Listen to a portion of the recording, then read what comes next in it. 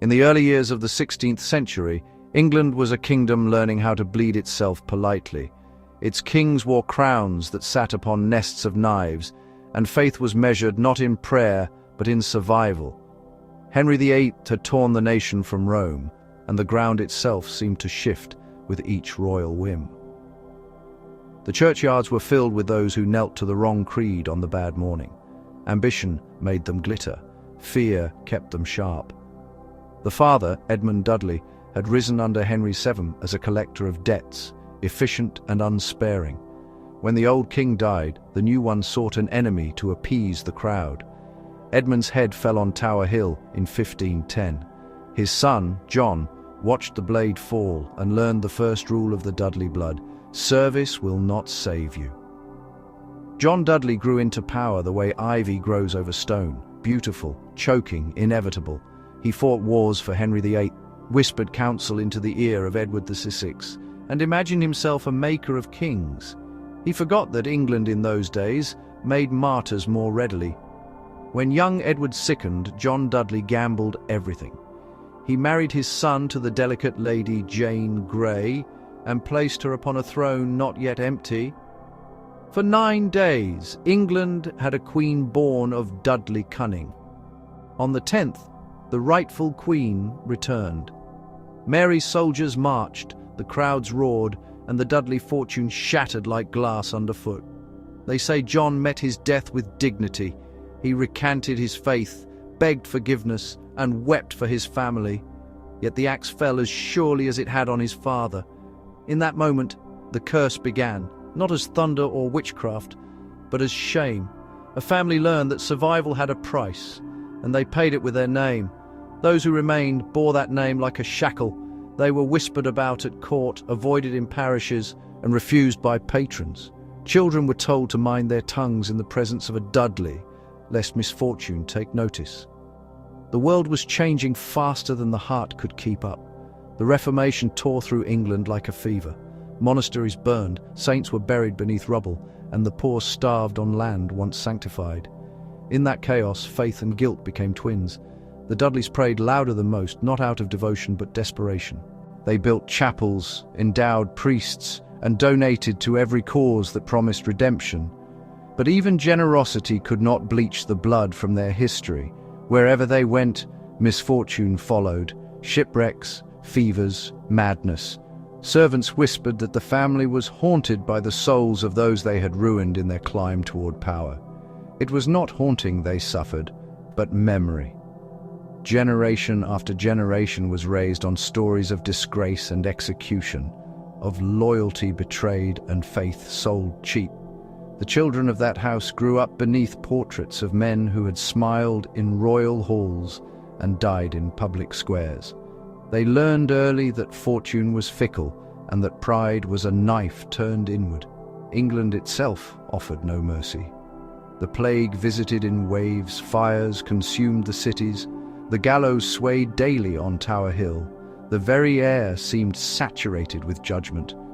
For a family already steeped in guilt, the world outside only confirmed what they feared within, that God had not forgotten them, and perhaps never would. By the end of Mary's reign, what remained of the Dudley line had scattered like startled birds. Some married beneath their station, others took to trade, hiding their lineage beneath new coats of arms. Yet the name clung to them, quiet but unrelenting. In every ledger, in every parish record, Dudley stood out like a bruise. And so they learned another rule: if you cannot cleanse a name, bury it. When the century turned and the winds of empire began to blow westward, one surviving branch saw its chance. The new world promised distance, oceans of it. A place where no one knew the name, where soil and sin could both be tilled anew. They sold what little land remained, packed their meager belongings, and left England's grey shores behind. As the ship drifted out of harbour, one of them, no one remembers who, looked back toward the fading cliffs and whispered that perhaps the family's ghosts could not follow across salt water. The sea did not answer, but it listened. That is how most curses begin, not with sorcery, but with forgetting. the desperate hope that an ocean can drown a memory. Yet memory floats. It follows the wind, clings to the name, waits for landfall.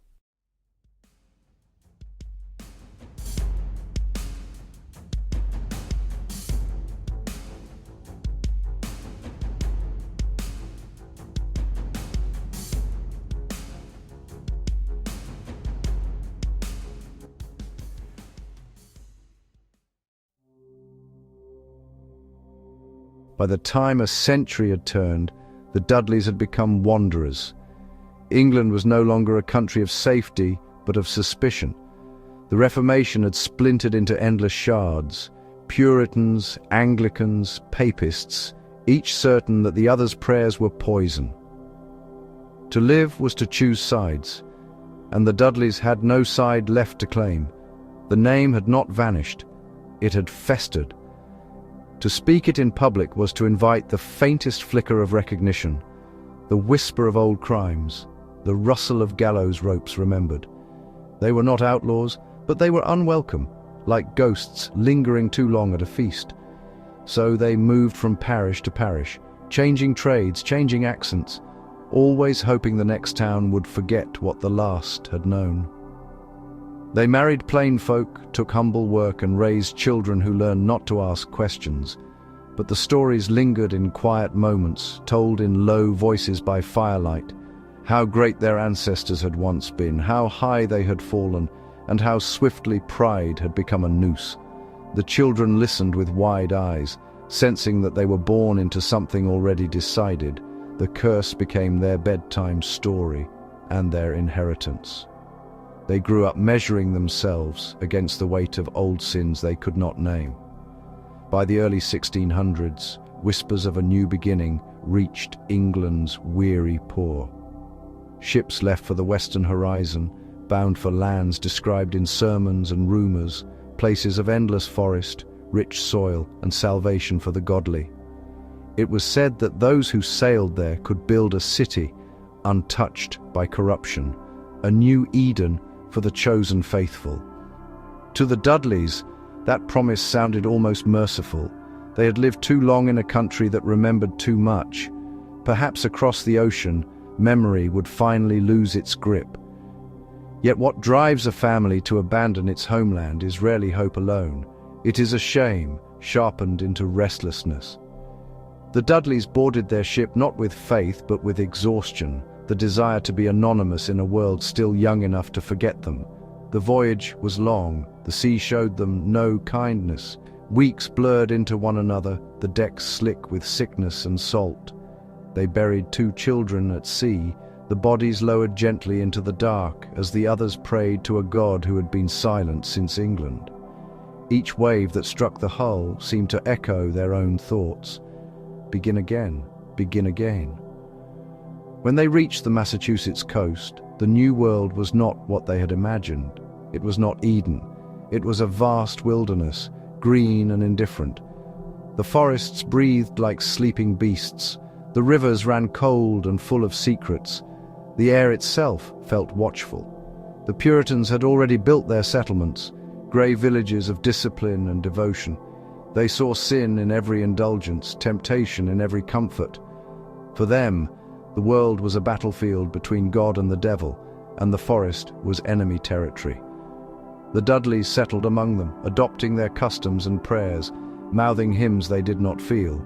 Outwardly, they were model citizens, hard-working, sober, obedient. Inwardly, they trembled. They recognized in Puritan eyes the same relentless judgment that had destroyed them in England. Here, too, one could fall from grace overnight. They tried to disappear into piety. They gave their sons biblical names, attended every sermon, and confessed sins that were not theirs. But superstition clung to them. When a crop failed, when a cow miscarried, when illness spread, someone always murmured the old name, Dudley, as though invoking it explained everything. And so the family retreated again, away from villages and scrutiny, deeper into the wilderness. They built small farms near the Connecticut border where the soil was thin and the neighbors distant. There, in that uneasy solitude, the curse began to change. It no longer appeared as vengeance from without, but as unease within. The older men grew sleepless, pacing the edges of their fields long after dark. The woman dreamed of water rising through the floorboards. Children were born pale and quiet, as if listening to something the adults could not hear. Still they endured. Survival had become their only creed.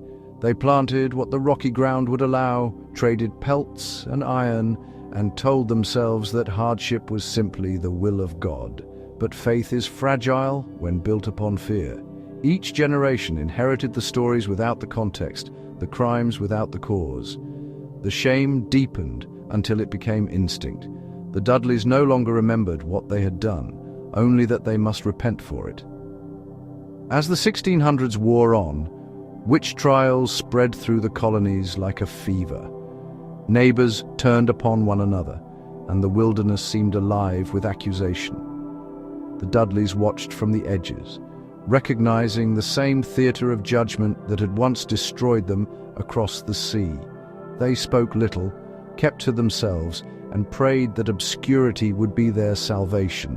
When the last of the trials ended, the name had again escaped the record, but not the rumor. The surviving branch, smaller now, gathered its meager possessions and moved west along the narrow valley roads. The forests of Connecticut awaited, dense, quiet, seemingly endless. There they found a hollow ringed by steep hills and iron-rich stone. They built cabins and called the place Dudley Town, as though speaking the name aloud might reclaim it from its curse. Perhaps they thought if the earth could be worked and the name spoken in honest labor, the ghosts of England would finally lose their voice. But the forest they chose did not forget. The soil was poor, the light strange. Seeds rotted, livestock wandered into the trees and did not return. The wind through the hills carried a sound that was almost human. The settlers dismissed it as imagination. They had lived too long beneath the weight of invisible judgment to believe in voices anymore. Yet some part of them must have recognized it, that faint echo of their own history calling across the ocean, through the dark trees, asking only to be remembered. Every exile believes distance can absolve, but oceans are not barriers. They are mirrors. The Dudleys did not escape their curse. They carried it across the sea, into the wilderness, and down into the soil itself. In the 18th century, the world grew louder but not kinder. Empires expanded, colonies multiplied, and men spoke of progress as though it were salvation itself. The English crown reached across oceans, planting banners in every wilderness that would suffer it. Faith had been replaced by enterprise, prayer by profit. Yet there were still places the empire could not civilize, valleys and hollows where the trees kept their own calendar and the sky pressed low enough to make men doubt they had truly escaped the old world. The Dudleys found one of those places. They came with carts drawn by half-starved oxen, their belongings bundled in coarse cloth, the last relics of a name already whispered more than spoken. The road ended before they wished it to. What lay beyond was forest, deep, unbroken, and filled with the murmuring of unseen water. They built where the hills curved inward, a basin that caught neither full sun nor clean wind. The soil was a mosaic of stone and root, but it was theirs. They raised rough cabins, fenced small clearings, and christened the settlement Dudley Town, as if daring misfortune to find them. The colony's governors cared little for what happened so far inland. No church stood there, no tavern, no market square. Only the constant labor of hands that believed work might erase memory. They felled trees until the sound of axes became their only music. They mined the hills for iron, convinced that wealth would finally balance the account of their ancestors.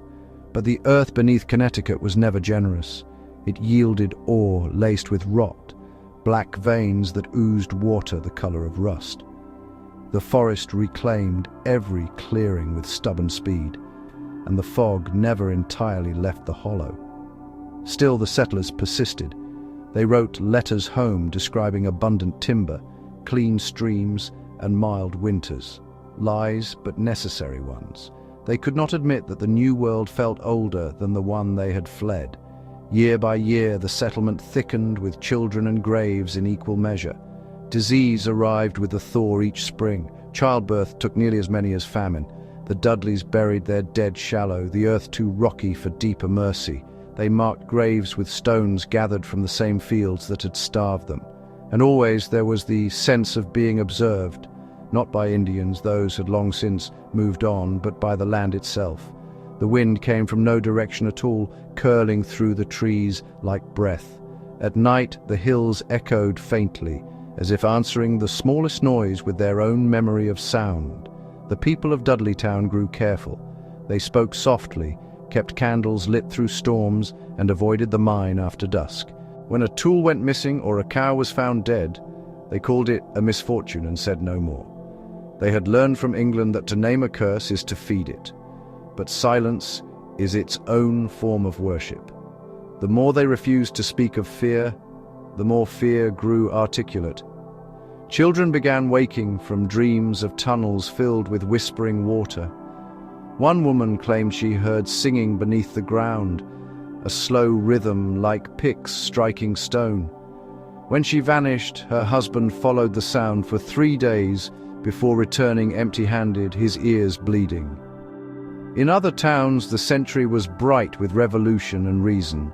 Men debated liberty, built universities, and mapped the stars. In Dudleytown, they mapped graves. Progress arrived only as rumor carried by peddlers too desperate to avoid the valley. The Dudleys told themselves they had escaped politics, war, and the fickle gods of empire. But isolation is never peace. It is simply the long echo of guilt. Here, surrounded by miles of unbroken forest, they began to sense that they had built a mirror rather than a refuge. Each generation saw in the dark woods the shape of its own heart. Industrious, secretive, afraid. The revolution came and went with barely a sound in the hollow. Soldiers marched on distant roads, drums echoing faintly across the hills, but no battle touched them. Afterward, the young nation celebrated its freedom. The Dudleys celebrated survival, quiet, unremarked, incomplete. When peace settled over the colonies, the family found itself poorer than ever. Their mine had flooded, their fields refused grain. Some left for larger towns, hoping to lose the name once more in the bustle of commerce. Those who stayed did so out of exhaustion. They had nowhere else to go, and perhaps no right to. By the end of the century, Dudleytown was less a village than a memory of one. Roofs sagged, fences leaned, and the path that led in seemed to twist of its own accord. The forest pressed close again, reclaiming what little sunlight the settlers had stolen. But the name remained, carved into timbers, painted on the last standing door. The Dudleys could abandon many things, faith, fortune, hope, but not the word that bound them. It clung to them like the scent of iron in the air, impossible to wash away. Every civilization believes itself new until it looks inward. The Dudleys came to conquer the wilderness and found instead the wilderness within themselves. Shame does not fade with distance, it germinates, In the early and the soil of years the Dudleytown was 16th rich with it. century. The new century dawned in smoke and iron.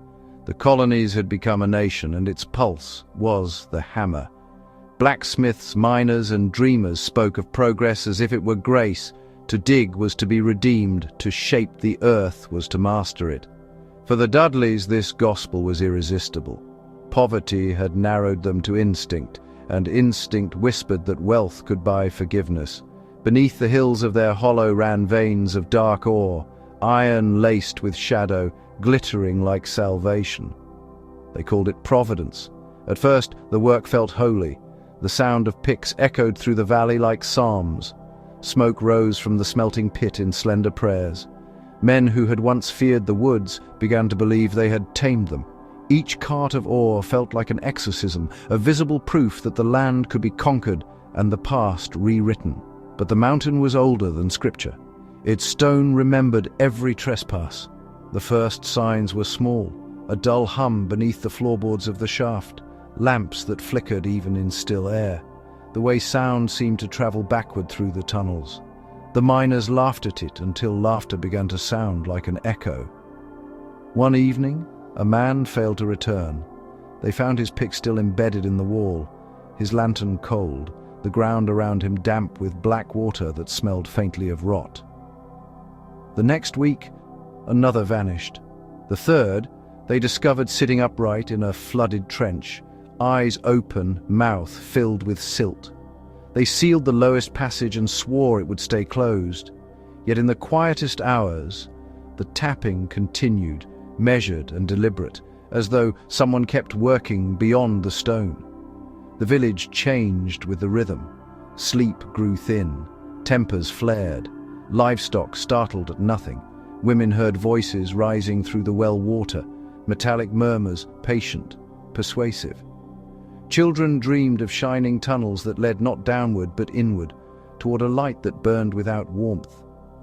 Still, they dug, need dulls fear faster than faith restores it. Each collapse was called an accident, each madness fatigue. The ledger of deaths grew heavy, but so did the piles of ore. They told themselves that misfortune was the price of progress, and that the curse, if it existed, could be mined empty like any other vein. The wealth they promised never arrived. The iron was brittle, useless for trade. It rusted before it reached the foundries. The mine took more than it gave: strength, sons, reason. In the end they closed it, leaving the tools inside to rot.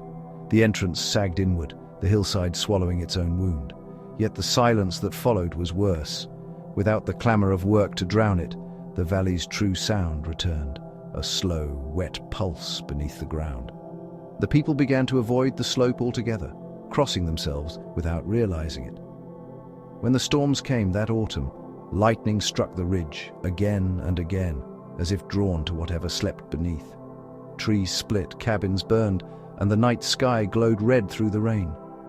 The survivors watched from the meadows below, too tired to flee, too frightened to speak. By spring, the mine was a black mouth choked with mud and memory. Moss crept over the timbers. The path to it vanished beneath new growth. But no plant rooted on the exact spot where the deepest shaft had been. The soil there stayed bare, wet, metallic. The Dudleys called it the scar. They did not go near it, yet they built their houses close enough to see it from their windows. Perhaps they needed the reminder, proof that the curse was real, and therefore containable. It never was. The mine was not a wound in the earth, it was a mirror held to a family that could not stop digging into itself. Shame became labor, labor became faith, faith became silence, and silence in the hollow was always answered. When the hammers fell silent, the hollow seemed to breathe again. The air thickened, carrying the smell of wet bark and decay. The villagers told themselves they could begin anew, that the closing of the mine would be a mercy. But nature has its own arithmetic. What is buried must surface elsewhere. Without the noise of industry, the forest's voice grew clear. Leaves whispered, not with wind but with intention. Birds stopped mid-song as if listening to some deeper note. At dawn, the mist rolled through the valley, white and low, clinging to doorframes like memory, unwilling to leave. The people began to move through their days with careful quiet, as if walking through a cathedral built of trees. The work changed. No more mining, only the endless tending of stubborn earth. The soil gave little, and what it gave withered quickly. Potatoes grew thin as bones, wheat heads sparse and pale. The men worked harder, rising before light, their faces hollowed by labor and worry. The women aged fast, hands cracked, voices brittle. They did not speak of the mine or of the tapping that some still swore they heard beneath the ground. The sicknesses began that winter. Not fevers, not wounds, simply fading. Men sat by their fires and forgot to eat. Children stared at empty air, smiling at things their mothers could not see. Sleep turned treacherous. The dreams were too vivid, too heavy. The line between night and day blurred like ink run with water. Fear changes people unevenly. Some grow cruel, needing an enemy they can touch. Others grow gentle, terrified to break whatever fragile peace remains. In Dudley town, both kinds lived side by side, bound together by the same dread silence. Neighbors stopped visiting. Paths between houses vanished beneath weeds. Doors stayed barred except for Sunday prayers, whispered rather than sung. Isolation thickened until it became a landscape. The valley itself seemed to turn inward, the ridges curving tighter each year. Travelers who tried to map it found their compasses unreliable, their sketches twisted on the page as if the land shifted between strokes. They left quickly, muttering about bad air. The villagers nodded. Bad air was easier to name than guilt. At night, faint lights moved among the trees, sometimes blue, sometimes gold, never constant. Those who saw them felt both terror and longing, as though watching old mistakes come home to roost. The Dudleys said nothing, but candles burned in every window until dawn. When the wind rose, the flames bowed in unison like parishioners in prayer. One spring, a young man disappeared after following a light into the woods. They found him days later, standing in the river shallows, alive but emptied, his skin cold as the stones beneath him. He could no longer speak, only hum, a low, rhythmic sound like distant digging. After that, the children were forbidden to wander. The adults carried iron nails in their pockets, small talismans of a trade that had betrayed them. But iron cannot hold off memory. The hollow was not haunted by ghosts, it was haunted by continuity. Every breath carried the weight of those who had come before, each generation inhaling the shame of the last. As the century waned, the forest reclaimed more than fields. It crept through the timbers of houses, through cracks in foundations, through minds softened by grief. Trees rose where gardens had been, vines framed doorways like green nooses.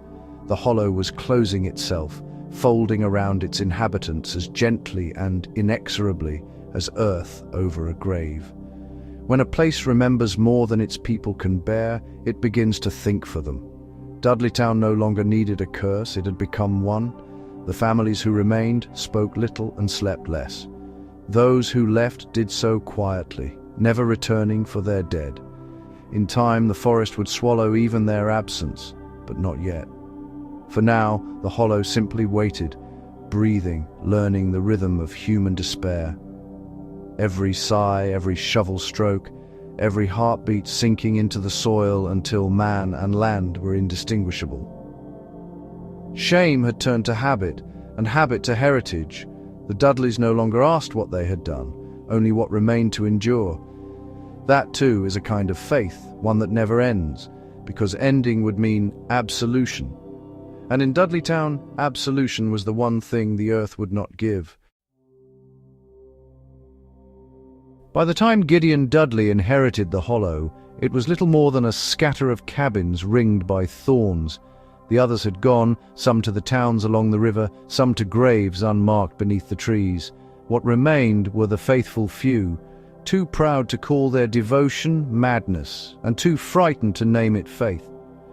Gideon was not a cruel man. He was careful, deliberate, and already half-haunted before the world obliged him. He kept ledgers the way priests keep psalters, each line a confession of order against the chaos that pressed on every wall. He measured grain by candlelight, logged the births and burials, and balanced his accounts as though arithmetic might deliver the family from ruin. But numbers cannot soothe the inheritance of dread. The forest around him had turned dense and inward, its canopy so close that the sun reached the ground only in brief, trembling columns. The birds had long since fled. The silence itself seemed alive, coiling through the rafters like smoke. He had a wife, Eleanor, a woman whose gentleness masked a restlessness that Gideon mistook for faith. She kept the cabin immaculate, prayed before dawn, and lingered by the window long after sunset. She would sometimes hum Old English hymns whose words she could not recall, the tune bending strangely in the thick air. The year their first child died, something in her gaze changed. She began to listen, truly listen, to the hollow. Gideon caught her standing barefoot in the yard at night, her head tilted toward the hills, eyes wide as though hearing a language he could not. He forbade her to go out after dark. She obeyed in body, but not in spirit. Grief is a door left unlatched. Whatever waited beyond it had been patient for generations. By early autumn, neighbors whispered that Eleanor spoke to the woods. They said her voice carried farther than seemed possible, weaving through the trees until the echoes returned in a tone not quite her own. Gideon answered gossip with silence. He had inherited centuries of it. He knew its power to contain what could not be cured. Then one morning, after 3 days of unbroken rain, he woke to find her gone. Her footprints led toward the old mine, faint depressions in the mud, each filling slowly with water. He followed them until they disappeared into the fog. When he reached the clearing, the air shimmered like heat, though the day was cold. For a moment, he thought he saw her shape suspended in the mist, face upturned as if listening still. Then the vision thinned, and only the sound of dripping remained. They found her body near the shaft, unmarked, palms streaked with soot as if she had reached into the earth itself. Gideon buried her on the slope above their cabin, placing stones around the grave in a circle so perfect it looked measured. After that, he did not speak for many weeks. He returned to his ledgers, but his entries changed. Numbers became fragments of thought.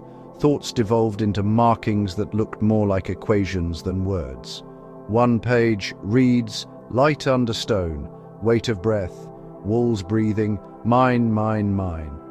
The last 2 words repeat down the margin until the ink tears the paper. Winter came early that year. Smoke from Gideon's chimney stopped rising. When a neighbor finally forced the door in the spring, the house was empty. His desk stood overturned, the ledgers open as if in mid-calculation. On the table, written across the grain with a burned stick, was a single phrase, "They are inside now." Some said he had wandered into the woods to join his wife. Others believed he had sealed himself in the mine to stop the voices that had once called her name. No one went to look. The hollow was shrinking, pulling its borders tighter with each disappearance. Curiosity had become a sin. Gideon's cabin collapsed within a year. The grave circle eroded into a pattern no one could read. But in the mornings, when the fog lay heavy, travelers reported seeing footprints around the mine entrance, bare as if someone kept watch. The Dudley line ended not with violence but with surrender. They had spent centuries bargaining with shame, measuring sin against survival, until at last one man gave the arithmetic back to the dark. What devoured Gideon was not madness, it was clarity, the realization that the curse was not in the land, but in the heart that refused to leave it. After Gideon, the hollow no longer pretended to be a village. It was a silence wearing the shape of houses, waiting for the next century to name it superstition. The new century arrived dressed as reason. The world beyond the hollow was learning to measure everything: heat, distance, madness, even the soul. Railways stitched the country together. Factories burned day and night like man-made constellations. People spoke of progress with the devotion their grandparents had once reserved for God. In Connecticut, the hills shook with the ringing of hammers, and the scent of coal replaced the scent of prayer. Yet in the valley where the Dudleys had lived, time refused to move. The forest thickened, the road crumbled, and travelers began to mark their maps with warnings: unsettled ground, compasses, erratic. Science had no patience for curses, but even the most rational cartographer preferred the long route around. By mid-century, the hollow was nearly empty. A few cabins still leaned beneath the weight of vines, each inhabited by someone too poor or too proud to leave. They were relics of another age, men who called themselves caretakers, women who muttered over herbs instead of medicine. Their isolation made them curiosities to the new republic, a living exhibit of superstition among machines. Then came Dr. William Tanner, a physician from Hartford, freshly educated and swollen with confidence. He believed in the curative power of logic and clean air. He bought a tract of the old Dudley land, intending to prove that disease and dread were simply failures of hygiene. He built a square house of pale brick at the forest's edge, its windows wide, its lines straight as thought. The villagers watched from a distance, remembering what straight lines become when the woods decide to bend them. For a time, the doctor thrived. He catalogued the flora, measured the humidity, and collected specimens of ore from the collapsed mine. In letters to colleagues, she mocked the stories of hauntings, calling them the residue of ignorance. He worked late into the night, charting barometric pressure, noting the strange magnetism that disturbed his instruments but never his faith. Then the reports stopped. That winter, snow fell heavier than anyone could remember. The doctor's chimney smoked once, then went dark. When the thaw came, a farmer found him wandering the road barefoot, coat unbuttoned, hair turned white. He carried his notebook, but not his voice. Inside the house, every lamp had burned to wax. The walls were streaked with soot as though the fire had fled the hearth in panic.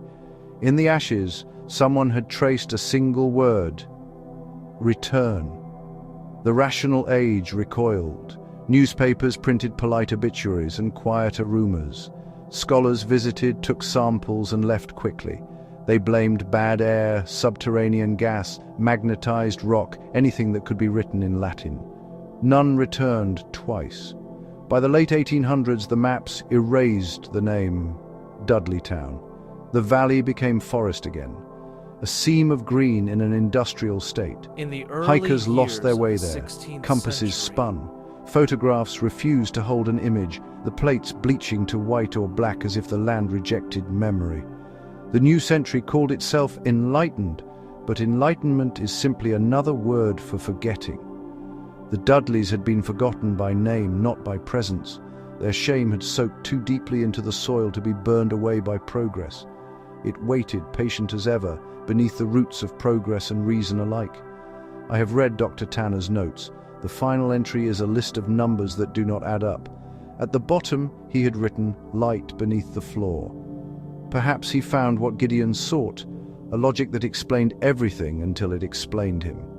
Reason is a fragile lantern. In some places, the air itself snuffs it out. The age of reason ended everywhere else in the world, with invention and triumph. Here, it ended in silence, the same silence that began in England, crossed the sea, and learned to speak through soil.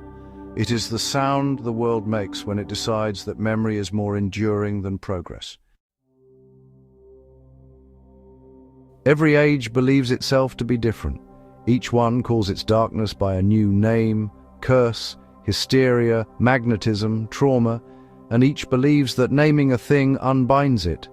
But what binds the living is not the word. It is the memory that refuses to fade once spoken. The Dudleys are gone now. Their houses collapsed, their graves unmarked, their blood diluted into anonymity. Yet the pattern remains. I have seen it in other ledgers, families who mistake the past for something that can be outrun. It never is. The past travels light. When I read the earliest entries, the ink is still sharp, smelling faintly of iron. Pride, betrayal, execution, such words belong to history. But the later pages carry something heavier. The slow translation of guilt into daily life, shame worn until it feels like skin. What began in palaces ended in dirt, and neither place offered peace. The curse of the Dudleys was never sorcery. It was inheritance, the passing of unspoken grief from one generation to the next until the grief itself learned to breathe. A family became a valley became a wound that remembered its shape even after healing. Men built a new world atop the old, convinced that progress would silence the echo, but the echo was within them. The same ambition that raised towers raised the gallows, the same fear that banished witches built machines. The Dudleys were not an exception, they were an example. I have walked the hollow once, long ago. The path was overgrown, the air thick with the scent of rain on stone. No sound of bird or insect, only the quiet percussion of my own steps. Where the mine had been, there was a depression in the earth, filled with stagnant water. The surface was smooth as glass. When I looked down, I saw not my reflection, but depth, darkness folding endlessly inward, as if the land itself were still remembering how to breathe. I did not stay. Some places do not wish to be witnessed. They wish to be left to their work of forgetting. Yet even as I turned away, I heard it. A rhythm far below, steady and deliberate, like a heartbeat muffled by centuries of soil. Perhaps the Dudleys dug deep enough to reach their own history. Perhaps the sound was only my imagination, or yours. What difference does it make? We carry our legends so long that they begin to carry us. History calls the hollow abandoned, but I have learned that nothing is ever truly abandoned, only remembered differently. The curse survives not in the land, but in the telling. So long as someone speaks of it, so long as ink dries upon a page, the hollow listens. And so, I write, I watch, I remember. Perhaps if you listen closely, you will hear it too, the faint rhythm beneath the floor, the sound of a name still tunneling through time, looking for air.